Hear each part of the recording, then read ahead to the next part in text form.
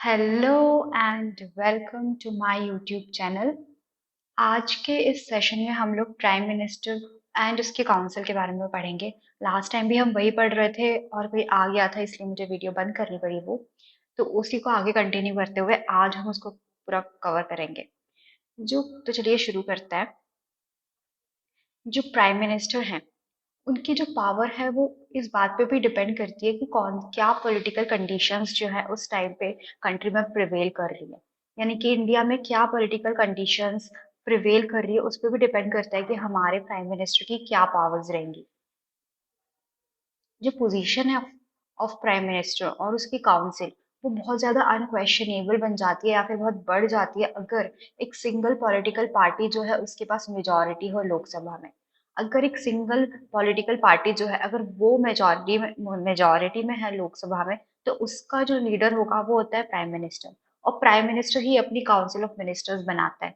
तो क्योंकि single political party majority में है, यानी कि जो उसका जो लीडर है वो मेजोरिटी में है, तो उनके पास बहुत ज्यादा पावर होती है, वो अनक्वेश्चनेबल पावर होती है उनके पास।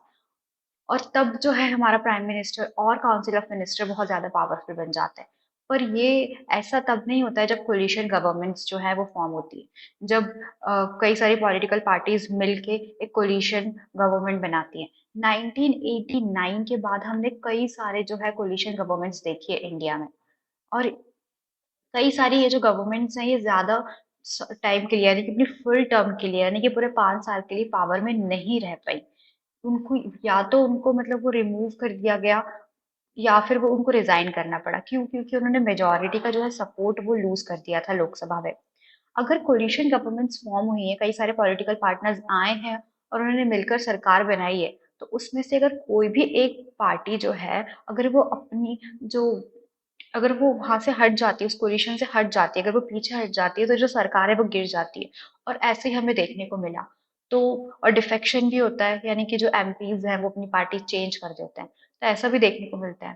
तो इसके कारण क्या होता है कि अगर जो कोलिशन गवर्नमेंट है, अगर वो मेजोरिटी में नहीं रहती है, अगर वो मेजोरिटी लूज कर देती है, अगर वो या फिर वो जो सपोर्ट है वो लूज कर देती है, तो फिर जो सरकार है वो गिर जाती है और दोबारा से इलेक्शंस होते हैं।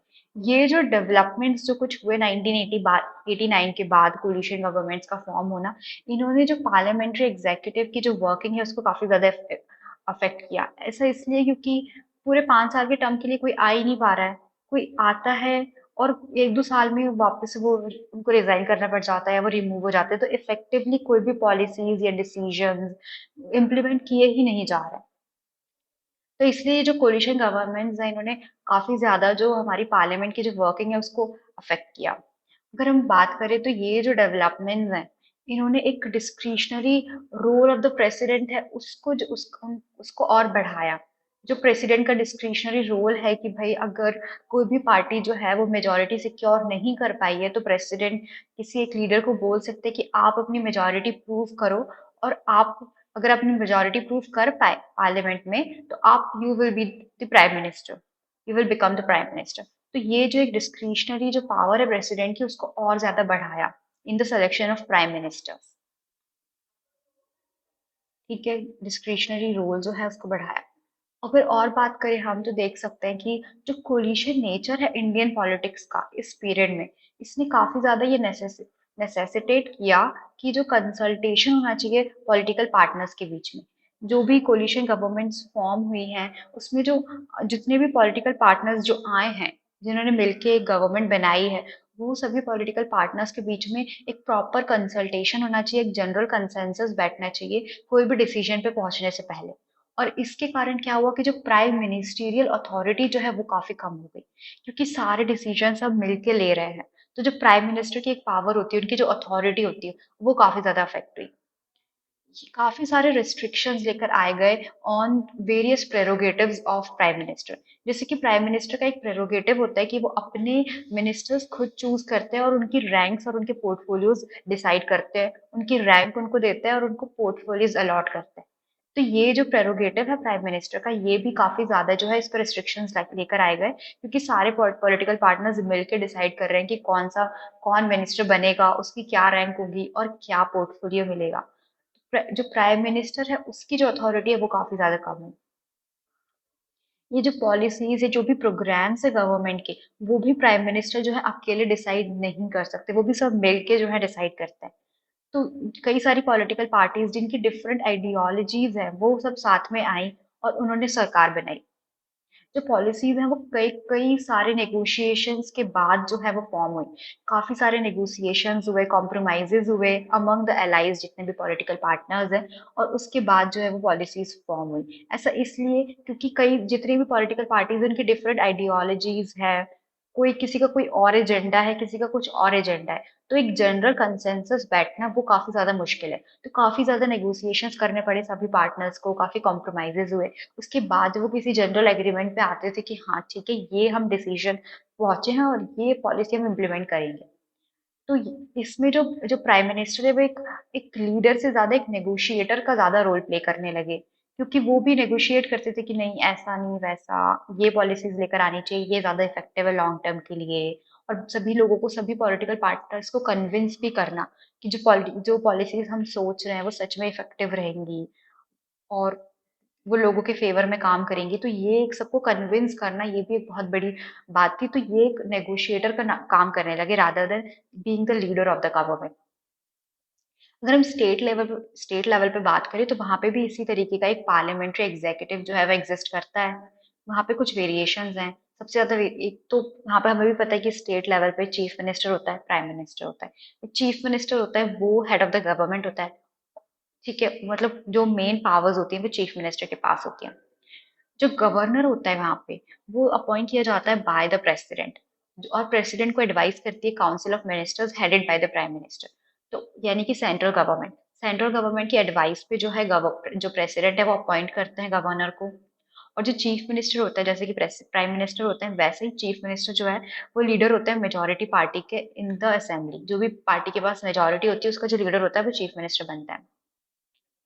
जो गवर्नर होता है उसके पास डिस्क्रिशनरी पावर्स होती हैं, या बट जो मेन प्रिंसिपल्स होते हैं पार्लियामेंट्री सिस्टम के वो स्टेट लेवल पे भी काम करते हैं। यानी कि पार्लियामेंट्री सिस्टम के जो मेन प्रिंसिपल्स हैं कि जैसे कि जो गवर्नर है वो हेड ऑफ द स्टेट होगा, जो चीफ मिनिस्टर है वो हेड ऑफ द गवर्नमेंट होगा। गवर्नर के पास सिर्फ डिस्क्रिशनरी कुछ पावर्स होंगी, वो सेरेमोनियल पावर्स होंगी, उनकी ड्यूटीज होंगी। वहीं पे चीफ मिनिस्टर जो है वो एक्चुअल में सरकार चलाएंगे, उनके पास वो रियल हेड होंगे ऑफ द गवर्नमेंट। तो वो सारे जो बेसिक प्रिंसिपल्स जो होते हैं पार्लियामेंट्री सिस्टम के वो स्टेट लेवल पे भी काम करते हैं कि जो चीफ मिनिस्टर है और उनकी जो काउंसिल है वो स्टेट लेजिस्लेटिव असेंबली को रिस्पॉन्सिबल होगी, अकाउंटेबल होगी। तो ये जो कुछ पार्लियामेंट्री सिस्टम के जो मेन प्रिंसिपल्स हैं वो स्टेट लेवल पे भी काम करते हैं।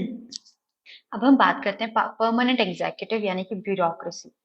हम बात क्योंकि जो हमारे यहाँ पे जो एग्जीक्यूटिव ऑर्गन है गवर्नमेंट का, ये प्राइम मिनिस्टर, मिनिस्टर्स उस और एक लार्ज ऑर्गेनाइजेशन को भी इंक्लूड करता है, जो कि है हमारी एडमिनिस्ट्रेटिव मशीनरी, और उसी को हम लोग ब्यूरोक्रेसी भी कहते हैं।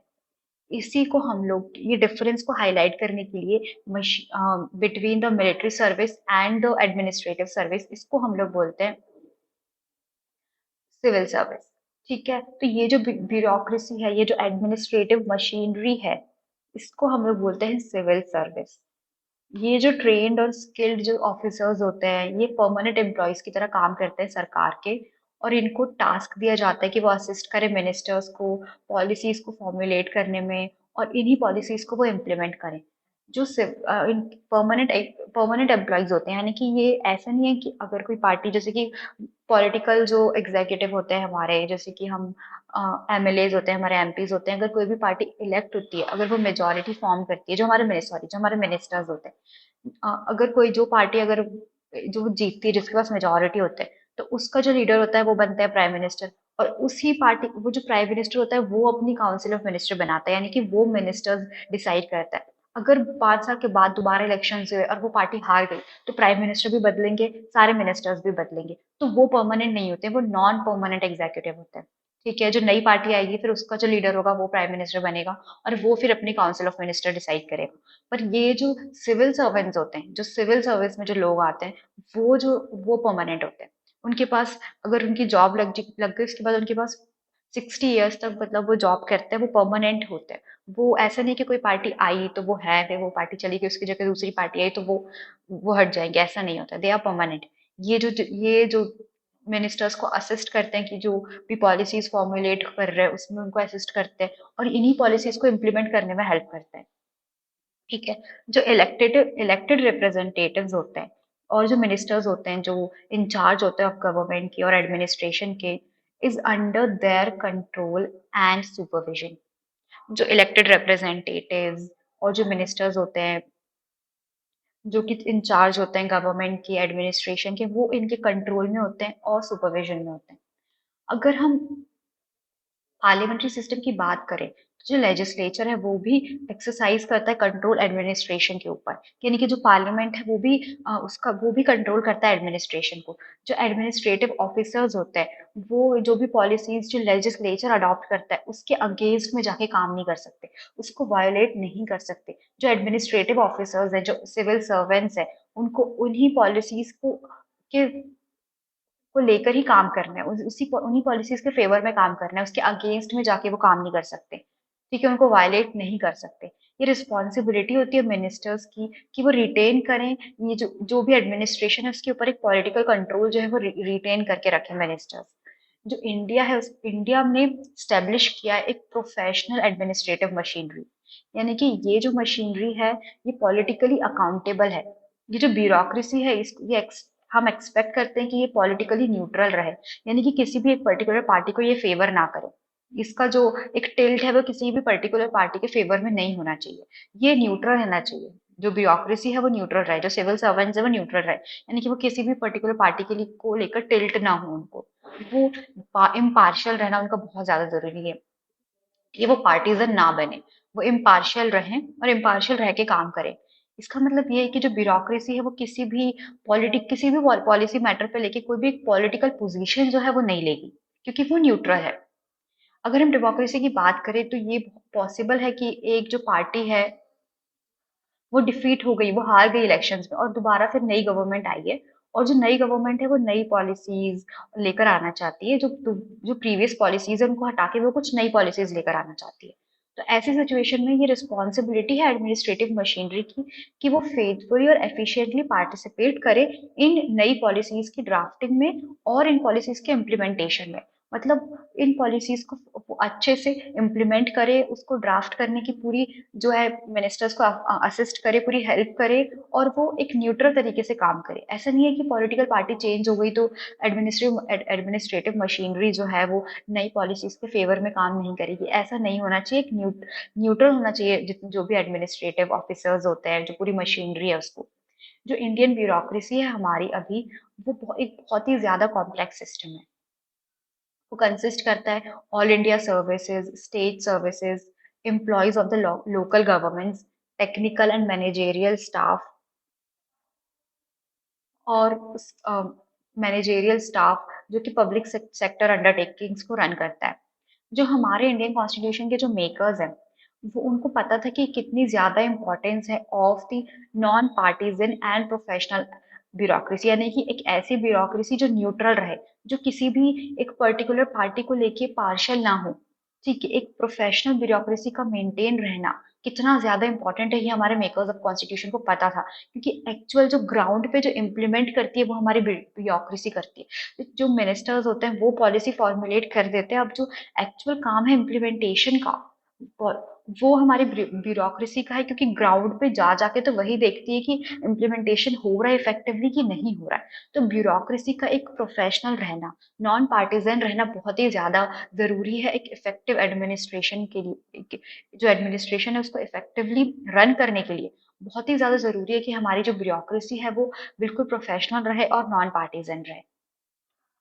हमारे जो मेकर्स है वो चाहते थे कि जो मेंबर्स हैं सिविल सर्विसेज के, या तो ब्यूरोक्रेसी के, वो इम्पार्शियल रहें और वो they must be selected on the basis of merit, यानी कि उनको अपॉइंट नहीं किया जाना चाहिए उनको, मतलब ऐसा नहीं है कि कोई किसी के कहने पे उनको अपॉइंट किया जा रहा है, नहीं, उनको मेरिट के बेसिस पे, मतलब वो डिजर्विंग होने चाहिए कि एग्जाम देके वो क्लियर करेंगे और उसके बाद जो एक्चुअल में डिजर्विंग कैंडिडेट्स है सिर्फ उनको ही जो है वो सिविल सर्वेंट्स बनना चाहिए। इसीलिए यूनियन पब्लिक सर्विस कमीशन जो है, इसके पास ये जो कमीशन है यूपीएससी, इसके पास ये रिस्पॉन्सिबिलिटी दी गई कि ये कंडक्ट करेगी जो भी प्रोसेस है of recruitment of the civil servants for the government of India.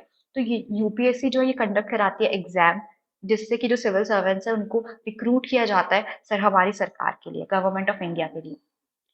और ऐसे ही similarly public service commission are provided for states also, मतलब स्टेट के लिए भी पीएससी, स्टेट पीएससी हम लोग बोलते हैं, स्टेट पब्लिक सर्विस कमीशन भी अपॉइंट किया, प्रोवाइड किया गया। जो मेंबर्स हैं पब्लिक सर्विस कमीशंस के, इनको फिक्स्ड टर्म के लिए अपॉइंट किया जाता है, और उनका जो रिमूवल है और जो सस्पेंशन है, ये एक थॉरो इंक्वायरी होती है जो कि एक जज ऑफ द सुप्रीम कोर्ट के अंदर होती है, और उस थॉरो इंक्वायरी के बाद ही इनका इनको रिमूव किया जाता है या सस्पेंड किया जाता है। ठीक है।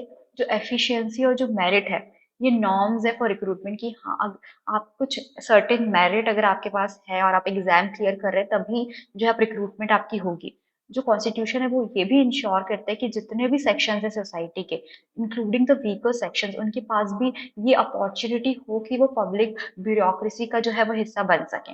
और इसी कारण से जो हमारा कॉन्स्टिट्यूशन है उसने रिजर्वेशन प्रोवाइड किया है for the jobs for Dalits and Adivasis in civil services examination. Civil services examination में रिजर्वेशन का हमारे पास प्रोविजन है कि रिजर्वेशन होगा दलित्स और आदिवासी, यानी कि जो भी लोअर कास्ट से, ताकि उनको भी प्रॉपर रिप्रेजेंटेशन मिल सके ब्यूरोक्रेसी में, वो भी उसका पार्ट बन सके, और वो भी जो है वो वेलफेयर के लिए, लोगों के वेलफेयर के लिए काम कर सके, पब्लिक सर्विसेज में इन्वॉल्व हो सके।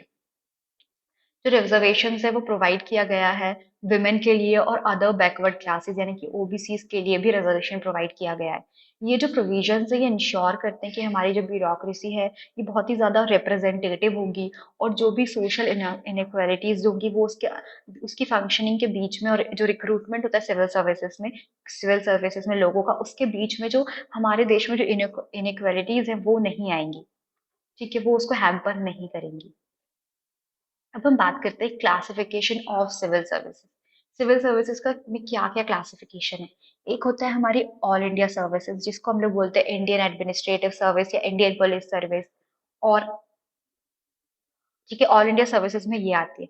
उसके अलावा हमारी होती है सेंट्रल सर्विसेज, जिसके अंदर आता है Indian foreign service, Indian revenue service, और होती है हमारी कुछ स्टेट सर्विसेज जैसे कि सेल्स टैक्स ऑफिसर्स।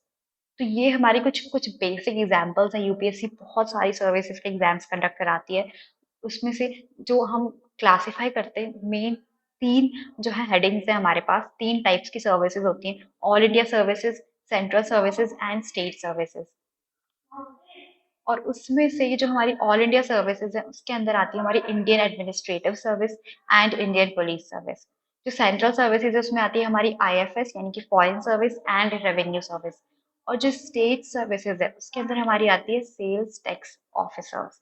जो पर्सन्स सेलेक्ट किए जाते हैं यूपीएससी के द्वारा इंडियन एडमिनिस्ट्रेटिव सर्विस के लिए यानी कि आईएएस जो बनते हैं, और जो इंडियन पुलिस सर्विस यानी कि जो आईपीएस बनते हैं, वो कंस्टिट्यूट करते हैं backbone of the higher level bureaucracy in the states. जो हायर लेवल ब्यूरोक्रेसी होती है स्टेट्स में, उसका बैकबोन होते हैं आईपीएस एंड आईएएस ऑफिसर्स। आप जानते हैं कि जो कलेक्टर होता है डिस्ट्रिक्ट का, वो सबसे ज्यादा इंपॉर्टेंट ऑफिसर होता है गवर्नमेंट का एट द डिस्ट्रिक्ट लेवल। ठीक है, जो कलेक्टर है उसके पास बहुत ही ज्यादा पावर्स, मतलब वो एक बहुत ही ज्यादा एक इम्पोर्टेंट ऑफिसर होता है, उसके पास काफी ज्यादा पावर्स होती है गवर्नमेंट का एट द डिस्ट्रिक्ट लेवल। ठीक है, हम जानते हैं कि जो कलेक्टर है ये नॉर्मली एक आईएएस ऑफिसर होता है, और ये जो ऑफिसर है ये गवर्न किया जाता है बाय द सर्विस कंडीशंस जो कि ले की जाती है by the government of India. यानी कि सेंट्रल गवर्नमेंट ने जो सर्विस कंडीशंस दी हैं उसके अकॉर्डिंग ही जो आईएएस ऑफिसर है उनको गवर्न किया जाता है।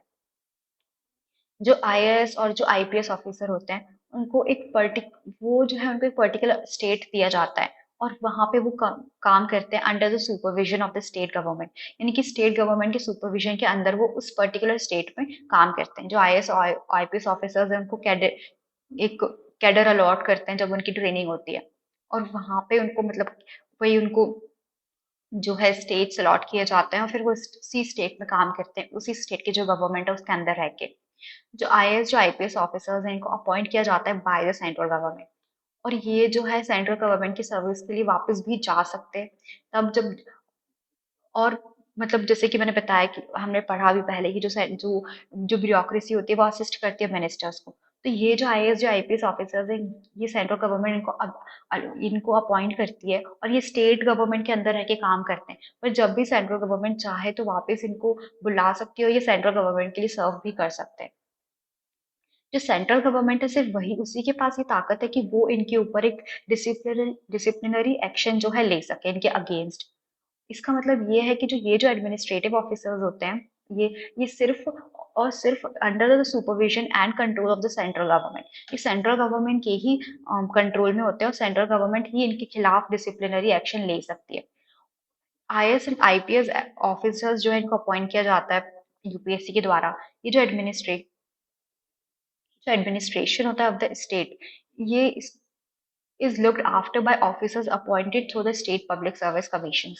यानी कि सिर्फ और सिर्फ आईएएस या आईपीएस ही स्टेट में नहीं होते हैं, उसके अलावा स्टेट पब्लिक सर्विस कमीशंस के द्वारा जो ऑफिसर्स अपॉइंट किए जाते हैं वो भी एडमिनिस्ट्रेशन का हिस्सा होते हैं, और वो भी जिस स्टेट पब्लिक सर्विस कमीशन को क्रैक करके वो ऑफिसर्स बने होते हैं तो उसी स्टेट में वो लोग काम करते हैं। पर वो जो है वो आईएएस एंड आईपीएस ऑफिसर्स के थोड़ा नीचे आते हैं, उनके अंडर में काम करते हैं, पर वो भी जो है वो एडमिनिस्ट्रेटिव मशीनरी का एक हिस्सा होता है। ये जो फीचर है हमारी ब्यूरोक्रेसी का, ये स्ट्रेंथन करता है control of the central government. State government के जो एडमिनिस्ट्रेशन है उसके ऊपर सेंट्रल गवर्नमेंट का एक कंट्रोल ये जो है उसको स्टेब्लिश करता है और उसको और स्ट्रेंथन करता है। ये जो ब्यूरोक्रेसी का जो पूरा सिस्टम है, ये जो ब्यूरोक्रेसी है ये एक इंस्ट्रूमेंट है जिससे जो हमारा वेलफेयर पॉलिसीज होती है गवर्नमेंट की वो लोगों तक पहुंचे। मैंने बताया जो पॉलिसीज है वो तो हमारी गवर्नमेंट, जो मिनिस्टर्स है, जो गवर्नमेंट है वो तो बना देती है, बट उसका जो एक्चुअल इम्प्लीमेंटेशन है वो इन ऑफिसर्स के हाथ में होता है, इन सिविल सर्वेंट्स के हाथ में होता है। और उनका ये इंश्योर करना कि ये सारी पॉलिसीज लोगों तक पहुंचे ये बहुत जरूरी है, और इसी के लिए उनका इम्पार्शियल रहना बहुत ज्यादा जरूरी है। It is so powerful that कि जो ये जो आईएएस ऑफिसर्स होते हैं, जो आईपीएस ऑफिसर्स होते हैं, इतने पावरफुल होते हैं कि जो लोग हैं वो काफी ज्यादा डरे हुए होते हैं और अफ्रेड होते हैं इन ऑफिसर्स के पास पहुंचने में, इन ऑफिसर्स को अप्रोच करने में, उनको अपनी प्रॉब्लम बताने के में बहुत ही ज्यादा मतलब झिझकते हैं, वो थोड़े डरते हैं उन लोगों से, जो हमारे सिविल सर्वेंट्स होते हैं उनसे। एक कॉमन एक्सपीरियंस है लोगों का कि जो ब्यूरोक्रेसी है ये इनसेंसिटिव है लोगों के डिमांड्स और उनके एक्सपेक्टेशंस के ऊपर को लेकर। ऑर्डिनरी जो सिटीजन्स है उनकी जो डिमांड्स है, उनको जो एक्सपेक्टेशंस है, उनकी जो उम्मीदें हैं उसको लेके बहुत ही इनसेंसिटिव है। ये जो डेमोक्रेटिकली इलेक्टेड जो गवर्नमेंट होती है ये कंट्रोल करती है ब्यूरोक्रेसी को। और ये अगर ये ही डेमोक्रेटिक इलेक्टेड गवर्नमेंट जो है अगर ये अच्छे से कंट्रोल करें तो ये जो प्रॉब्लम्स है ये इफेक्टिवली हैंडल की जा सकती है।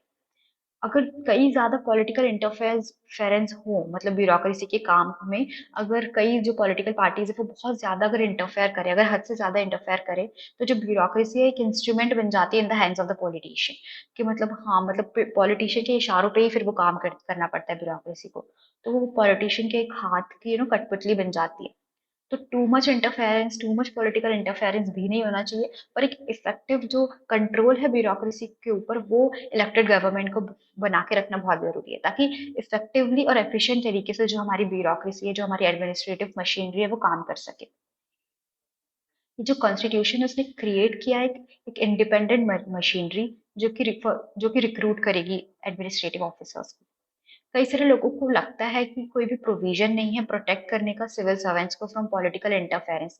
अगर बहुत से ज्यादा पॉलिटिकल इंटरफेरेंस हो रहा है, सिविल सर्वेंट्स अगर अच्छे से काम नहीं कर रहे हैं, अगर वो कठपुतली उनको बनना पड़ रहा है, अगर उसी के अगर पॉलिटिकल पार्टीज के जो लोग हैं उनके इशारों पे अगर उनको काम करना पड़ रहा है, तो कोई भी एक ऐसा इफेक्टिव, कोई भी मतलब ऐसा प्रोविजन नहीं है ऐसा लोगों को लगता है कि जो प्रोटेक्ट कर सके सिविल सर्वेंट्स को इन पॉलिटिकल इंटरफेरेंस से, ताकि वो अपनी जो ड्यूटीज है उनको अच्छे से परफॉर्म करें।